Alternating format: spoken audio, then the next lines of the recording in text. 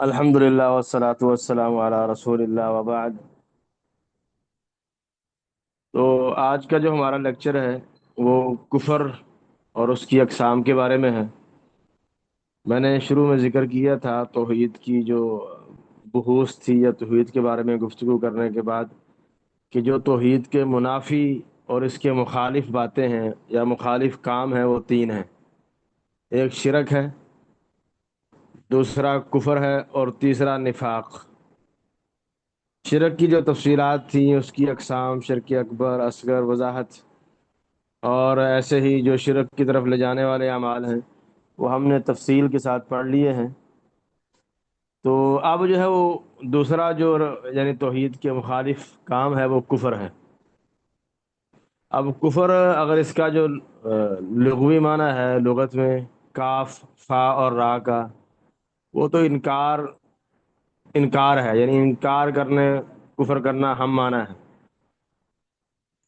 ऐसे ही छुपाना, किसी चीज़ को ढांप देना, इस माने में भी कुफर का लफ्ज आता है। यानी ये जो रूट वर्ड्स है ना इसके काफ फा और रा, छुपाना, ढांप देना, इनकार करना, तो इन मानों में ये लफ्ज जो है वो अरबी लैंग्वेज में इस्तेमाल होता है। अब यहाँ जो हमारा जो मकसूद है या हमारी मुराद कुफर के लफ्ज से ये है कि जिस चीज़ से इंसान का इस्लाम मुकम्मल होता हो, वो मुसलमान ठहरता हो, उसका इनकार कर देना कि वो मुसलमान न रहे, ये कुफर हो जाएगा। और यहाँ एक बात अहम है, इसकी वजाहत आगे तफसील से आ रही है अकसाम में, कि ये जो अहकाम है यानी किसी को काफिर करार देना, कुफर का जो हुक्म लगाना है, या किसी को फासिक व फाजर कहना, या किसी चीज़ को हराम करार देना या हलाल कर देना, या किसी चीज़ का सवाब बयान करना या सज़ा बयान करना, ये सारी बातें जो हैं ये शरीयत का इख्तियार है, अल्लाह ताला का इख्तियार है। कोई बंदा जो है अपनी ख्वाहिश की बिना पर या अपने अकली घोड़े दौड़ा के हलाल हराम नहीं कर सकता। किसी को काफर मुशरक या मुनाफिक या कोई भी और वसफ या फासिक व फाजिर डिक्लेयर नहीं कर सकता। ये सारे इख्तियारात अल्लाह ताला के हैं, अल्लाह का हुक्म है। बंदों का काम जो है वो उन अहकामात को जो अल्लाह ने दिए हैं वो आगे पहुंचाना है। तो जिसको अल्लाह ताला ने काफर करार दिया है या अल्लाह के रसूल ने काफर करार दिया है वही शख्स काफर कहा जा सकता है। उसके अलावा हर बंदा अपनी तरफ से काफर काफर की रट लगा रहा हो या मुशरक मुशरक की या इस तरह की, ये दुरुस्त नहीं है। ये इख्तियार सिर्फ और सिर्फ अल्लाह ताला का है। तो अल्लाह ने जिस पर ये हुक्म लगाया है हम उसी पर लगा सकते हैं, और वो भी शुरूत और ज़वाबित के साथ जो उलमा ने तफसील के साथ कुरान सुन्नत की रोशनी में बयान की है। तो एक बात ये वाज़ेह करना ज़रूरी थी। अब यहाँ जो है वो कुफर की दो किस्में हैं, एक कुफर अकबर होता है और एक कुफर असगर। जो कुफर अकबर है इसका ताल्लुक इंसान के ईमान से है, उसके अकीदे से, उसके नज़रिए से है। तो कुफर अकबर करने से इंसान दायरा इस्लाम से खारिज हो जाता है। जो कुफर असगर है इसका ताल्लुक इंसान के नज़रियात से, उसकी सोच से, अकीदे से नहीं है, बल्कि इसका ताल्लुक इंसान के अमल के साथ है। यानी इंसान कुफरिया काम करता है, ऐसे काम करता है जो एक मोमिन जो कामिल में ईमान वाला है उसकी शान के लायक नहीं है, उसको जेब नहीं देते। लेकिन ये कुफर असगर करने वाला ये दायरा इस्लाम से निकलता नहीं है, बल्कि वो मुसलमान है लेकिन नाकिस मुसलमान है, कमज़ोर मुसलमान है, उसका ईमान मजबूत नहीं है, कमज़ोर है। तो सबसे पहले जो है वो मैं आपको कुफर अकबर की वजाहत कर देता हूँ। तो कुफर अकबर जैसे मैंने जिक्र किया है कि इसका ताल्लुक इंसान के अकीदे के साथ है, उसके नज़रिए के साथ है। तो ये कुफर करने वाला दायरा इस्लाम से खारिज भी हो जाता है और हमेशा हमेशा के लिए उसका ठिकाना जहन्नम है। जैसे कुरान मजीद की आयत मुबारक है सूरह बय्यिना कि इन्नल्लज़ीना कफ़रू मिन अहलिल किताब वल मुशरिकीन फी नारि जहन्नम खालिदीन फीहा। तो बेशक वो लोग जिन्होंने कुफर किया और जिन्होंने शिरक किया वो फी नारि जहन्नम, जहन्नम की आग में होंगे और उसमें हमेशा रहेंगे। उलाइका हुम शरुल बरिया, ये बदतरीन मखलूक है।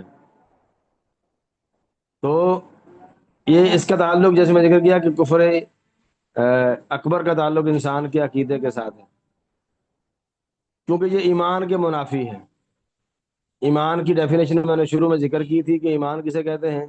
انسان کا ایمان یہ ہوتا ہے کہ دل سے تصدیق کرنا، زبان سے لا الہ الا اللہ کا، اشہد ان لا الہ الا اللہ کا اقرار کرنا، اور اپنے اعضاء سے عمل کرنا، نماز پڑھنا، زکوٰۃ دینا، حج کرنا، دیگر معاملات۔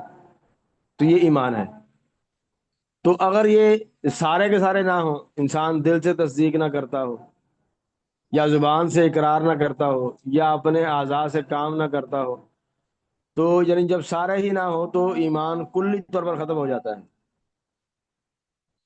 اور ایسے ہی اگر دل میں تصدیق نہیں ہے، زبان سے اقرار کر بھی رہا ہے یا نماز بھی پڑھ رہا ہے، لیکن دل ایمان سے خالی ہے، دل میں تصدیق نہیں ہے، تو پھر بھی کافر ہے۔ تو بہرحال کفر کی، جو کفر اکبر کی کافی ساری علماء نے تفصیل میں قسمیں بیان کی ہیں۔ تو جیسے بعض علماء نے اس کی 5 قسمیں بیان کی ہیں، بعض نے اس سے زیادہ بھی کی ہیں، لیکن میں چند ایک جو یعنی مشہور اور بنیادی بنیادی وضاحتیں ہیں وہ آپ کے سامنے پیش کروں گا۔ جیسے آپ کے سامنے لکھا بھی ہوا ہے کہ کفر اکبر کی جو مشہور اقسام ہیں وہ یہ 3 ہیں، اور بھی ہیں، یہ نہیں کہ اور نہیں ہیں، بعض نے اس کے علاوہ بھی ذکر کی ہیں، لیکن چند ایک صرف اشارہ کرنا تاکہ آپ کو تھوڑا سا مائنڈ اور کنسیپٹ کلیئر ہو جائے تھوڑا بہت۔ تو کفر اکبر کی سب سے پہلی قسم جو آپ کے سامنے اسکرین پر شو بھی ہو رہی ہے، وہ ہے کفر جہود یا کفر الجحود۔ کفر الجحود سے مراد یہ ہے کہ انسان حق بات کو اپنے دل سے جانتا ہو، اسلام کی حقانیت اس کے علم میں ہو، دل سے اس کو تسلیم کرتا ہو کہ واقعی اسلام سچا دین ہے، لیکن زبان سے اس کا اعتراف نہیں کرتا۔ جب زبان سے اعتراف نہیں کرتا تو ظاہری بات ہے وہ عمل بھی نہیں کرے گا۔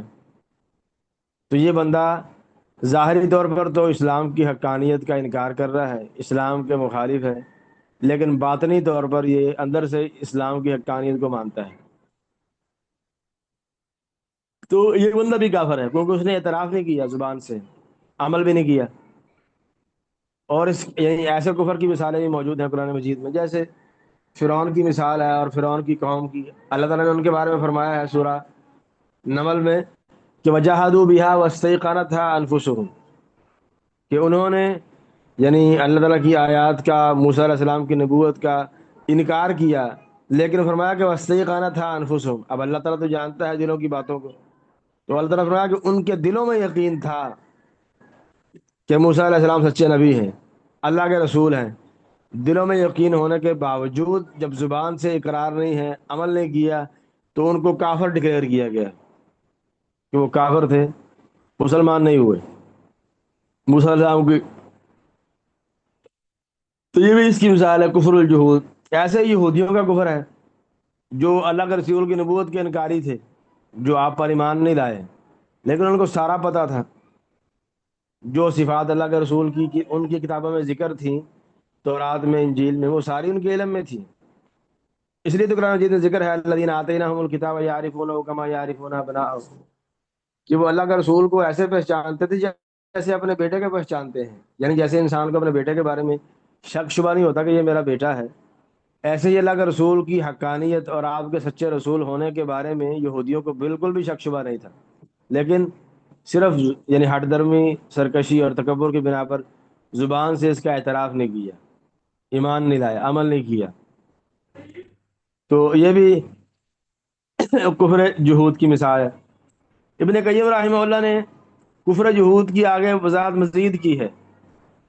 وہ کہتے ہیں کہ بعض اوقات کفر جہود یعنی انکار کا جو کفر ہے وہ ایسے ہوتا ہے کہ ایک بندہ جو ہے وہ ہر چیز کا انکاری ہے جو اللہ نے نازل کی ہے، وہ کسی آسمانی کتاب کو نہیں مانتا یا قرآن مجید کو نہیں مانتا، اور جو اللہ کے رسول پر نازل ہوئی ہے وہی اس کو نہیں مانتا۔ تو یہ اس کو بولتے ہیں کہ یہ انکاری ہے، اور کس کو بولتے ہیں کفر جہود مطلق یا جہود مطلق، یعنی مطلقاً ہر چیز کا انکار کر دینا، جو بھی اللہ نے نازل کیا ہے قرآن کی صورت میں، وحی کی صورت میں، اللہ کے رسول کی طرف احکامات، سب کا انکار کر دینا، یہ مطلق ہے۔ کچھ مقید بھی ہے۔ مقید یہ ہے کہ انسان اسلام کے جو مقرر کردہ فرائض ہیں ان میں سے کسی کو جو ہے وہ انکار کر دے، یا کسی آ، حرام چیز کا جو اللہ تعالیٰ نے حرام کی تھی اس کو حرام نہ سمجھے کہ یہ حرام نہیں ہے، اس طرح کی چیزیں، یعنی جو اسلام کے یعنی جزوی طور پر، یعنی کہ کلیتاً ساری باتوں کا اسلام کی وہ انکار کرتا ہے، مخصوص باتوں کا انکار کرتا ہے، تو یہ ہے مقید، یعنی یہ بھی انکاری ہے لیکن اس کا انکار خاص معاملے کے بارے میں ہے، اوور آل مجموعی طور پر نہیں۔ تو اب یہاں ایک یہ بھی آدمی قابل ذکر ہے کہ جو بندہ کسی خاص چیز کا انکار کرتا ہے دین اسلام میں، تو وہ دیکھا جائے گا، اس کے بارے میں یہ نہیں ہے کہ ڈائریکٹ آپ اس کو کافر کہہ دیں کہ کیا اس کو جہالت تو نہیں تھی کہ اس کو پتہ ہی نہیں تھا کہ اسلام کا یہ حکم ہے، تو عین ممکن ہے اس نے جہالت کی وجہ سے کوئی ایسی بات کی ہو جو اسلام کے ایمان کے منافی ہے، یا یہ بھی ممکن ہے کہ وہ تعویل کرتا ہو، کوئی اس کا کوئی اور مطلب ہو جو ہم مراد لے رہے ہیں وہ مراد نہ ہو، تو اس لیے یہ دیکھا جائے گا، اگر ایسا بندہ ہے تو وہ اس کو سمجھایا جائے گا، بتایا جائے گا کہ یہ کام جو آپ سمجھ رہے ہیں ویسا نہیں ہے، صحیح تفصیلات فراہم کی جائیں گی۔ تو یہ تھا کفر جحود۔ ایسا ہی ایک کفر جو ہے وہ کفر الاباء والاستکبار بھی ہے۔ اباء والاستکبار سے مراد یہ ہے کہ انسان دل سے تصدیق بھی کرتا ہو حق کی، زبان سے اعتراف بھی کرتا ہو، لیکن عمل نہ کرے، یا تکبر کرتے ہوئے، یا حقیر سمجھتے ہوئے مسلمانوں کو، اسلام کو، یا کسی اور وجہ کی بنا پر۔ اور اس کی مثال ہے جیسے ابلیس کا کفر تھا۔ اب ابلیس نے اللہ کے حکم کو فالو نہیں کیا، سجدہ نہیں کیا، انکار بھی نہیں کیا، لیکن سجدہ نہیں کیا۔ اب یہ کفر تھا جو عملی کفر تھا، وہ زبان سے اقرار بھی کرتا تھا، دل سے اس کو یقین بھی تھا، لیکن اللہ کے حکم کی پابندی نہیں کی، خلاف ورزی کی۔ ایسے ہی وہ بندہ جو اللہ کے رسول کی سچائی اور حقانیت کو جانتا ہو کہ آپ اللہ تعالیٰ کی طرف سے بھیجے ہوئے سچے رسول ہیں، تو وہ آپ کو، یعنی آپ کی حقانیت، آپ کی صداقت، نبوت کے بارے میں اس کو ڈاؤٹ نہ ہو، لیکن آپ کے کسی حکم کا نہ مانے، تکبر کرتے ہوئے کہ ٹھیک ہے تم سچے ہو لیکن میں نہیں مانتا، یا اپنی جاہلیت کی حمیت میں کہ میرے باؤ اجداد ایسے نہیں تھے، جیسے ابو طالب نے نہیں مانا۔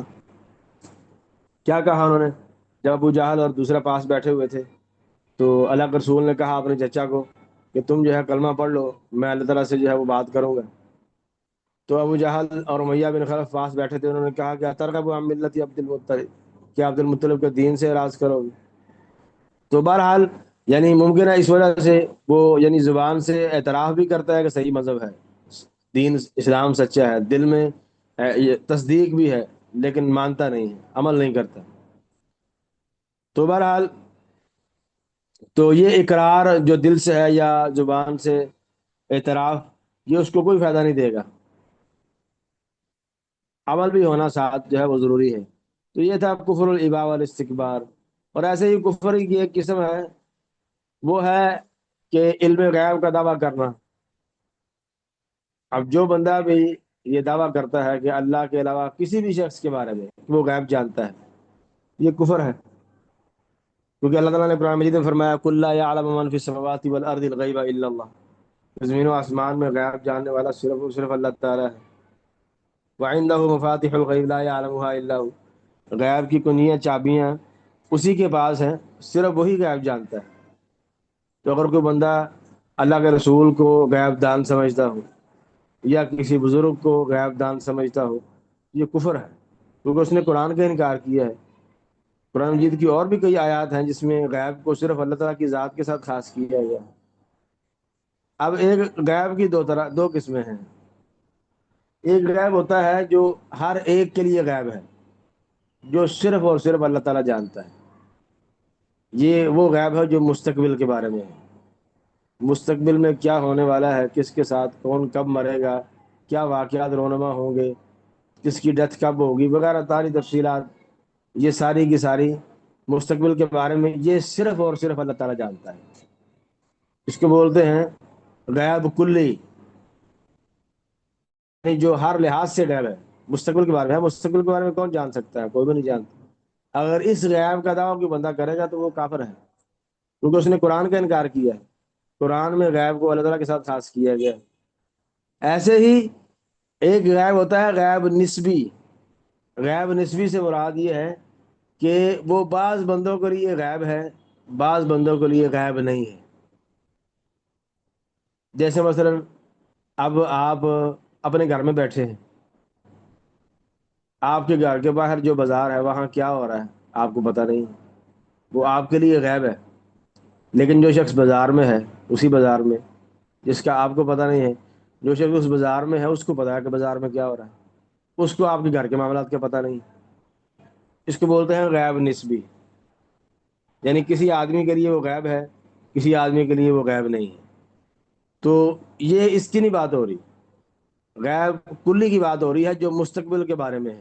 تو یہ صرف اور صرف اللہ تعالیٰ جانتا ہے۔ اس کا کوئی بندہ دعویٰ کرتا ہے، کسی اپنے لیے دعویٰ کرتا ہے یا کسی بزرگ کے لیے یا کسی نبی کے لیے، تو یہ شرک اور کفر ہے، کیونکہ اس نے اللہ تعالیٰ کی صفت جو غیب کی تھی وہ کسی اور کو بھی دے دی ہے اللہ کے علاوہ۔ تو ایسے ہی کفر اکبر کی یہ علم غیب میں اور بھی دو چار چیزیں آ جاتی ہیں، یہ جادوگری بھی اسی میں آ جاتی ہے۔ اب جادو کرنا جو ہے وہ آ، یہ بھی کفر ہے۔ جیسے قرآن مجید کی آیت مبارکہ سورہ بقرہ میں ہے کہ وَاتَّبَعُوا مَا تَتْلُو الشَّيَاطِينُ عَلَىٰ مُلْكِ سُلَيْمَانَ وَمَا كَفَرَ سُلَيْمَانُ وَلَٰكِنَّ الشَّيَاطِينَ كَفَرُوا، کہ شیطانوں نے کفر کیا ہے، تو اس لیے جادو سیکھنا جو ہے یہ کفر ہے، یہ جائز نہیں ہے۔ تو ایسے ہی اللہ کے رسول نے بھی ارشاد فرمایا ہے، بڑی مشہور حدیث ہے، اجتنبوا السبع الموبقات۔ تو آپ نے دوسرے نمبر پر ذکر کیا شرک باللہ والسحر۔ تو جادو جو ہے یہ ہلاک تباہ کر دینے والے کاموں میں سے ہے، یہ حرام ہے، اور بالاتفاق جو ہے وہ حرام ہے۔ تو جادو میں سے جادو کی بعض قسمیں کفر بھی ہوتی ہیں، بعض کفر نہیں ہوتی۔ اگر اس میں کوئی ایسا کام ہے، کوئی ایسے قول ہیں، کوئی ایسے افعال ہیں جو کفریہ ہیں تو وہ کفر ہو جائے گی۔ اگر ایسی باتیں نہیں ہیں، کوئی جڑی بوٹیاں ہیں اس میں کفریہ باتیں، کفریہ قول، کفریہ اعتقادات یا کفریہ عمل نہیں کیے گئے تو وہ پھر کفر نہیں ہوگی۔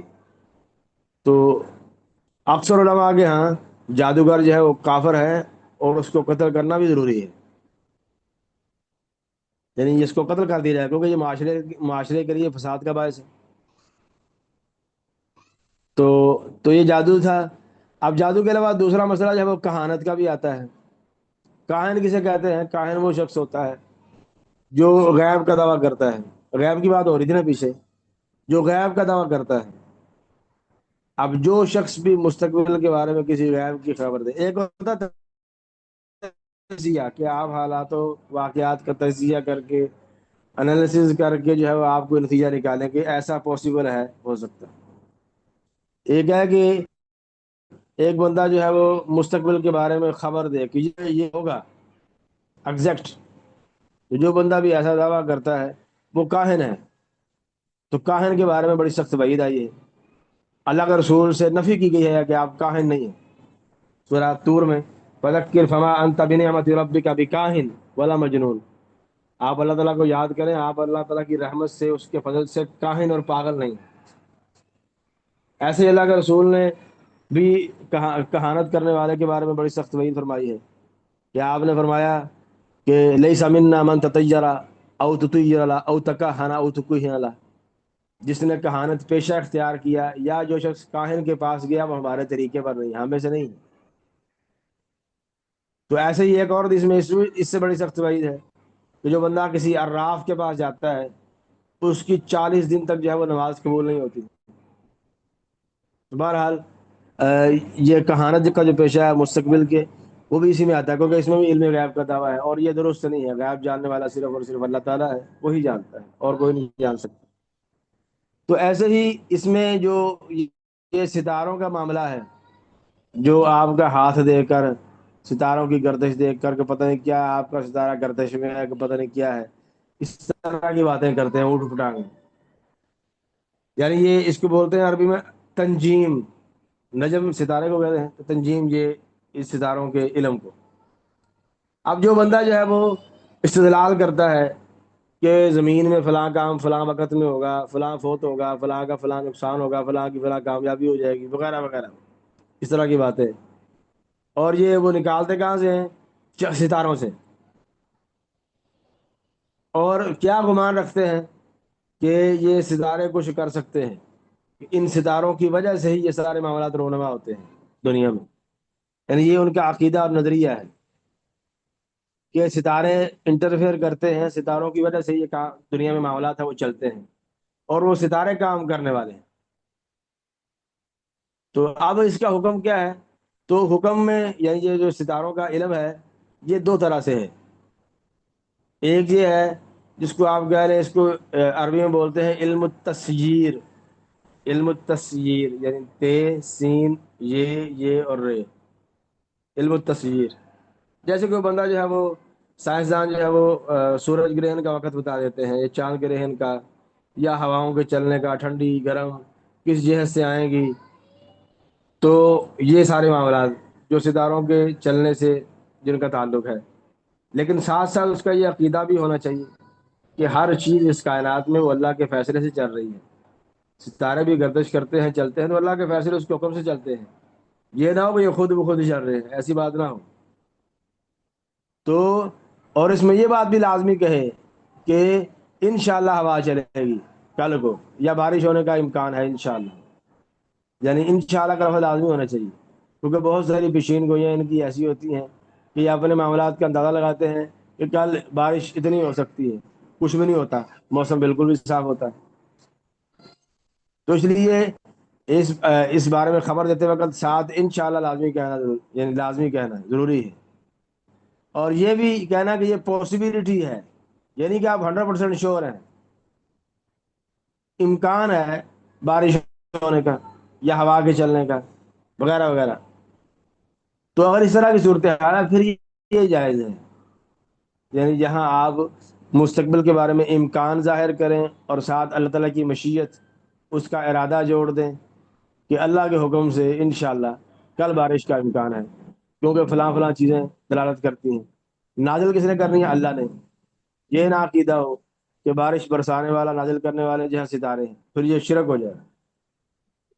تو اگر اس طرح کی بات ہے تو پھر جائز ہے، لیکن جو ستاروں کا عمل جو حرام ہے وہ یہ ہے کہ انسان جو فلکیات کے معاملات ہیں، ستاروں کا جو علم ہے، اس سے جو واقعات زمین میں رونما ہونے والے ہیں مستقبل میں، ان کا بتائے۔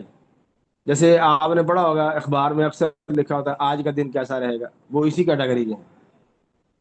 اب تجھے کیا پتا، تجھے بدبختہ اپنا نہیں پتا کہ تیرا دن کیسا رہے گا، تو لوگوں کو بتاتا پھرتا ہے۔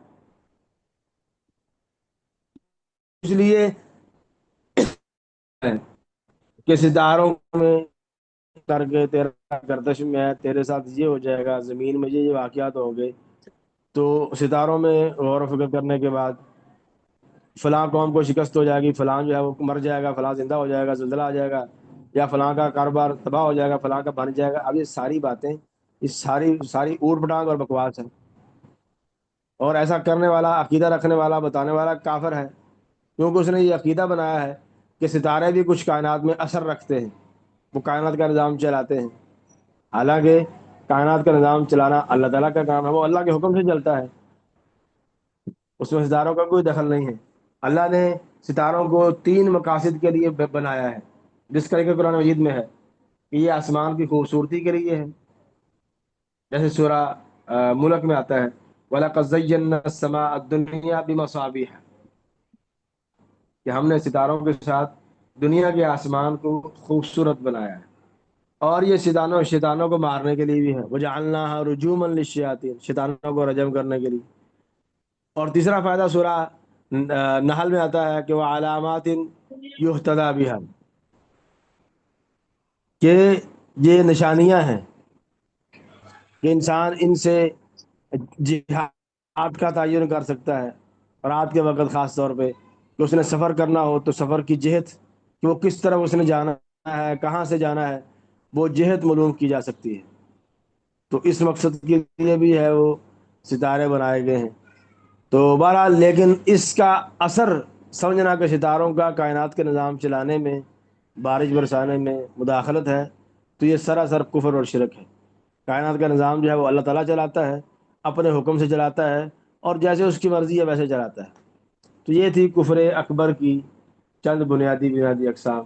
تو امید ہے سب کو بات واضح ہو جائے گی، کوئی ایسی بات نہیں جو سمجھ نہ آئی ہو۔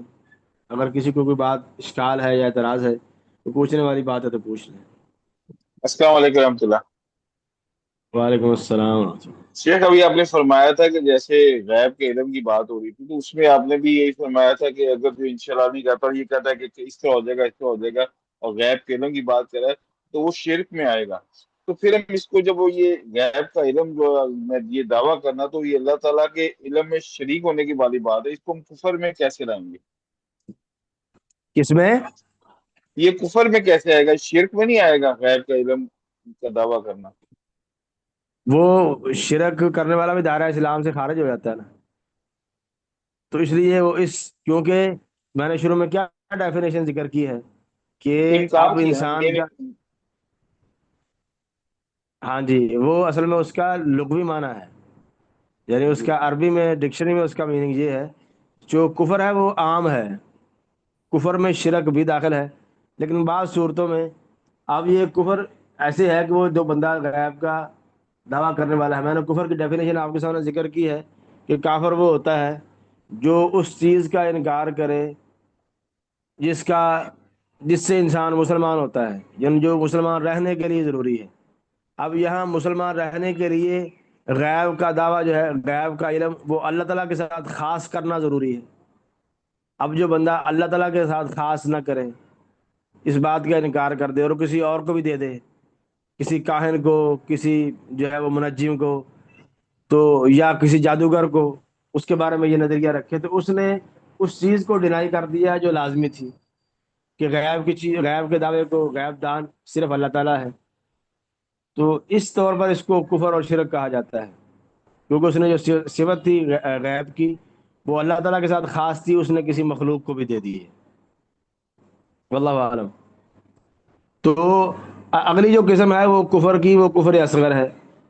کفر اصغر اور کفر اکبر میں، یعنی آپ کفر اصغر کی ڈیفینیشن یہ کی جا سکتی ہے کہ کفر اصغر سے مراد نافرمانی ہے، یعنی ایسی نافرمانی جس کے کرنے والے پر، یا جس نافرمانی کو شریعت میں کفر قرار دیا گیا ہے، لیکن وہ نافرمانی ایسی نہیں ہے کہ انسان دائرہ اسلام سے خارج ہو جائے، اگرچہ یعنی کرنے والے کو وعید بتائی گئی ہے کہ یہ کام کرنا کفر ہے۔ یا آپ یہ سمجھ لیں کہ کچھ اعمال کفریہ ہیں، کافروں کے اعمال ہیں، وہ مسلمانوں کے لائق نہیں ہیں، اسلام نے ان اعمال پر کفر کا لفظ بولا ہے، لیکن ایسا کرنے والا دائرہ اسلام سے خارج نہیں ہوتا۔ تو اس میں آپ یہ سمجھ لیں کہ فرق کیا ہے کفر اکبر اور اصغر میں، کہ کفر اکبر کرنے والا اس کے سارے عمل برباد ہو جاتے ہیں، ضائع ہو جاتے ہیں، کفر اصغر کرنے والا جو ہے اس کے اعمال برباد نہیں ہوتے۔ اور دوسرا فرق یہ ہے کہ کفر اکبر اس کا تعلق انسان کے عقیدے سے ہے، اور کفر اصغر کا تعلق انسان کے عمل سے ہے۔ اور جو کفر اکبر کرنے پر مر جائے تو اس کی بخشش نہیں ہوگی، اور جو کفر اصغر کرنے والا ہے اگر وہ مر جائے تو وہ اللہ تعالیٰ کی مشیت کے تابع ہے، اگر اللہ تعالیٰ چاہے تو اس کو عذاب دے دے پھر جنت میں داخل کر دے اگر وہ توحید والا ہوا، اگر وہ چاہے تو اپنی فضل کر کے، اپنی رحمت کر کے اس کو شروع میں ہی جنت میں بھیج دے۔ تو یہ چند ایک یعنی بنیادی بنیادی فرق ہیں کفر اکبر اور اصغر میں۔ تو اب کفر اصغر کی چند اقسام ہیں، تو تاکہ کچھ نہ کچھ بات واضح ہو جائے، کہ جیسے انسان جو ہے وہ کسی بھی نعمت کی نسبت اللہ تعالیٰ کے علاوہ کسی اور کی طرف کرتا ہے، نعمت وغیرہ وغیرہ کی نسبت انسان اللہ تعالیٰ کو چھوڑ کر کسی اور کی طرف کرے، یا اس نعمت کا استعمال ایسے کاموں میں کرے جو اللہ کو ناپسند ہے، یہ بھی اس نعمت کی ناشکری، ناقدری اور کفر ہے، جیسے کہ فضول خرچی کرے، اسراف کرے، یا اللہ تعالیٰ کے دیے ہوئے مال سے حرام چیزیں خریدے،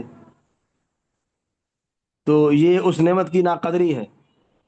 ان چیزوں کو اللہ تعالیٰ نے قرآن مجید میں یا احادیث میں کفر قرار دیا ہے، جیسے آیت مبارکہ ہے، ضرب اللہ مثلا قریۃ کانت آمنہ مطمئنہ یاتیہا رزقها رغدا من کل مکان فکفرت بانعم اللہ، کہ اللہ تعالیٰ نے ایک مثال بیان کی ہے بستی کی کہ وہ امن والی تھی، اطمینان والی تھی، ہر طرح کا رزق ان کے پاس وافر تھا، لیکن انہوں نے کیا کیا؟ فکفرت بانعم اللہ، انہوں نے اللہ کی نعمتوں کی ناقدری کی، کفر کیا اس کے ساتھ۔ اب یہ ناقدری یعنی اس صورت میں بھی ہو سکتی ہے کہ انہوں نے سمجھا کہ یہ نعمتیں ہمیں اپنی محنت سے ملی ہیں، یہ ہماری اپنی محنت کا نتیجہ ہے۔ اب یہ بھی نعمت کی کہ آپ نے نعمت کا جو حقیقی عطا کرنے والا ہے، دینے والا ہے، اس کو آپ بالکل بھی بھول گئے کہ آپ کی محنت ہوگی، لیکن محنت میں اثر ڈالنے والا وہ تو اللہ تعالیٰ ہے، تو اللہ تعالیٰ نے آپ کو دی ہے، تو یہ بھی اس کی ناقدری ہے۔ یا انہوں نے ناقدری نعمت کی ایسے بھی ہو سکتی ہے کہ وہ حرام کاموں میں لگانا، فضول خرچی کرنا، تو ناقدری کی تو اللہ تعالیٰ نے کیا کیا؟ ان کو بھوک اور جو ہے خوف کا لباس پہنا دیے، یعنی بھوک مسلط کر دی، خوف طاری کر دیا۔ تو اب یہ قرآن نے یہ کفر کا لفظ بولا ہے نعمت کی ناقدری کرنے پر بھی۔ ایسے ہی اس میں وہ قصہ مشہور ہے، آپ نے سنا ہوگا کہ ایک جو ہے وہ جس کو پھل بہری تھی، دوسرا جو ہے وہ گنجا تھا، سر پر بال نہیں تھے، ایک اندھا تھا، بنی اسرائیل کے 3 آدمی تھے جن پر اللہ تعالیٰ نے انعام کیا اور ان کو ساری چیزیں دے دیں۔ تو جو اندھا تھا اس نے اللہ تعالیٰ کی نعمت کا اعتراف کیا کہ یہ مجھے اللہ تعالیٰ نے دیا ہے۔ جو باقی تھے، جس کو کوڑی تھا یا جو سر سے گنجا تھا، بالکل سر پر بال نہیں تھے، اس نے یہ کہا یہ تو مال مجھے اپنے باپ دادا سے ملا ہے، یعنی بجائے اس کے کہ وہ کہتا کہ میں اللہ تعالیٰ کا شکریہ ادا کرتا ہوں کہ اس نے مجھ پر اپنا کرم کیا ہے، مجھے یہ مال دیا ہے، میری جو بیماری تھی وہ دور کر دی ہے، بجائے یہ کرنے کے اس نے یہ کہا کہ یہ تو جدی پشتی میری وراثت میں ملا ہے، تو اللہ تعالیٰ نے ناراضگی کا اظہار کیا۔ تو ان کے بارے میں بھی جب یہ بھی ہے تو بہرحال بھی اس میں آئے کہ انسان نعمت کی ناقدری کرنا، اس کی نسبت اللہ تعالیٰ کی طرف چھوڑ کے اپنی طرف کر دینا کہ میری محنت کا نتیجہ ہے، میں بڑا ذہین ہوں، میرا بڑا دماغ کام کرتا ہے، مجھے کاروبار کے داؤ پیچ کا سارا پتہ ہے، وغیرہ وغیرہ۔ ساتھ اللہ تعالیٰ کا فضل بھی ہے، اس کا کرم بھی ہے، اس کی رحمت بھی ہے، یہ نہیں انسان کو بولنا چاہیے۔ تو ایسے ہی کفر اصغر میں سے یہ بھی ہے کہ انسان کسی کے خاندان میں تان کرے کہ یہ پتہ نہیں کہاں سے نیچ خاندان کا ہے، یا میت پر نوحہ کرے، باویلا کرے، کپڑے پھاڑے، شور کرے، اونچی اونچی آواز میں روئے پیٹے، تو یہ عملی کفر ہے، کیونکہ یہ کفار کے کاموں کے ساتھ مشابہت ہے جاہلیت میں، اسلام سے پہلے۔ ان کاموں کے بارے میں بھی اللہ کے رسول نے کفر کا لفظ استعمال کیا ہے، جیسے آپ نے فرمایا کہ اثنتان فی الناس ہما بہم کفر، کہ 2 کام ایسے ہیں جو لوگ کرتے ہیں لیکن وہ کفریہ ہے، پھر آپ نے دونوں کاموں کا ذکر کیا، الطعن فی النسب والنیاحۃ علی المیت، کہ نسب میں تان کرنا اور میت پر نوحہ کرنا، تو اللہ کے رسول نے دونوں کے بارے میں یہ کہا ہے کہ دونوں کفریہ کام ہیں، تو یہ آپ کہہ رہے ہیں کہ یہ بھی اس میں ہے۔ تو ایسے ہی ٹائم تھوڑا رہ گیا ہے، تو آخری بات جو یہ ہے کہ مسلمان کو قتل کرنا، اب مسلمان کے قتل کرنے کو بھی اللہ کے رسول نے کفر قرار دیا ہے، یہ کفر اصغر میں سے ہے، جیسے فرمایا سباب المسلم فسوق وقتالہ کفر، کہ مسلمان کو گالی دینا یہ فسق ہے اور اس کو قتل کرنا یہ کفر ہے۔ تو یہ کفر کا لفظ اس لیے بولا گیا کہ تاکہ مسلمان کے خون کا احترام کیا جائے اور قاتل ڈرے کہ وہ اس طرح کے کفریہ کام کرے، کیونکہ اس کا یہ کام، یہ عمل کافروں کے عمل کے مشابہ ہے، اس نے جو اسلامی اخوت تھی، جو بھائی چارہ تھا، اس کو توڑا ہے، اس کا انکار کیا ہے۔ اللہ کے رسول نے کیا فرمایا دوسری حدیث میں؟ لا ترجعوا بعدی کفارا یضرب بعضکم رقاب بعض، کہ تم میرے بعد کافر نہ ہو جانا کہ بعض بعض کی گردنیں اڑانے لگو، تو اس میں بھی اللہ کے رسول نے کافر قرار دیا ہے، تو یہ کفر عملی ہے۔ تو بہرحال اس سے انسان دائرہ اسلام سے خارج نہیں ہوتا، لیکن یہ عمل بہت بڑا ہے، جرم بہت بڑا ہے۔ تو یہ چند ایک وضاحتیں تھیں جو کفر کے حوالے سے تھیں، یعنی کفر کی اکبر کی اقسام، اصغر کی اقسام۔ امید ہے بات واضح ہوگی، بڑی سادہ انداز میں نے کی ہے، اگر کسی کے ہاں کوئی اشکال ہو، بات پوچھنے والی ہو تو پوچھ سکتا ہے، میرا خیال 1 منٹ رہتا ہے۔ جی کسی کے بہت ہاں کوئی شکریہ شیخ، اشکال، کوئی بات پوچھنے والے؟ جی نہیں نہیں صحیح ماشاء اللہ سمجھ آ گئی۔ چلے، بہت شکریہ، بارک اللہ فیکم و جزاکم اللہ خیر۔